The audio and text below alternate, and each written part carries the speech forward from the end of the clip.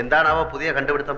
നമ്മുടെ മുഖ്യമന്ത്രി, നമ്മുടെ കാരണഭൂതൻ, നമ്മുടെ മുതലാളി, നമ്മുടെ രക്ഷകൻ അമേരിക്കയ്ക്ക് ചികിത്സയ്ക്ക് പോവുകയാണ്. പോവുകയാണെന്നല്ല, പോയി കഴിഞ്ഞു. ഇന്നലെ രാത്രി തന്നെ വിമാനം കയറി അതീവ രഹസ്യമായി നമ്മുടെ ഖജനാവിലെ പണമെടുത്ത് ടിക്കറ്റ് എടുത്ത്.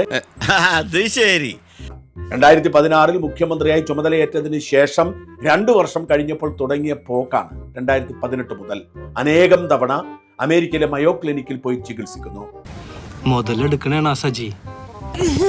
പറ്റിച്ച് ജീവിക്കുന്നവരാ പുല്ല.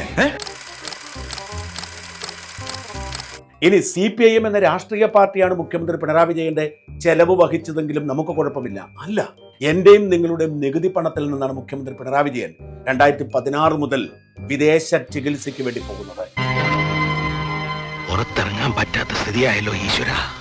നമ്മുടെ അവകാശമല്ലേ അദ്ദേഹത്തിന് എന്ത് രോഗമാണെന്നറിയാൻ. അത് ശരിയാ. എന്ത് ശരി? ചിലരൊക്കെ പറയും പ്രൈവസിയാണെന്ന്. പ്രൈവസി സൂക്ഷിക്കാം സ്വന്തം പോക്കറ്റിൽ നിന്ന് പണം എടുത്തു കൊടുത്താൽ. മുഖ്യമന്ത്രിയുടെ ചികിത്സ നമ്മുടെ അക്കൗണ്ടിൽ നിന്നാണെങ്കിൽ എന്തിനു ചികിത്സിക്കുന്നു നമുക്കറിയണം. അത് നമ്മുടെ അവകാശമാണ്. അത് നമ്മളോട് പറഞ്ഞിട്ടില്ല. നീ ഇതെനിക്കിട്ട് പണിഞ്ഞാണല്ലേ. അതൊക്കെ പോട്ടെ, എന്തിനാണ് അമേരിക്കയ്ക്ക് ചികിത്സിക്കാൻ പോകുന്നത്? ഇന്ത്യ അത്ര മോശമാണ്? ഇന്ത്യയിലെ 140 കോടി ജനങ്ങളും അമേരിക്കയിൽ പോയാണ് ചികിത്സിക്കുന്നത്. അതൊക്കെ പോട്ടെ, പിന്നെ എന്തിനാണ് രാവിലെയും വൈകുന്നേരവും ഇവിടെ എണീറ്റ് നിന്നുകൊണ്ട് തള്ളുന്നത്? ലോകത്തിന്റെ ആരോഗ്യ തലസ്ഥാനമാണെന്ന് പറയുന്നത്. അതൊന്നും എനിക്കറിയാൻ മേല. ഇങ്ങനെ എന്തെങ്കിലുമൊക്കെ പറയുമ്പോഴേ എന്റെ മനസ്സിനൊരു സന്തോഷം ഉണ്ടാവുള്ളൂ. ഞാൻ എന്റെ സന്തോഷം നോക്കിയാ പോരെ.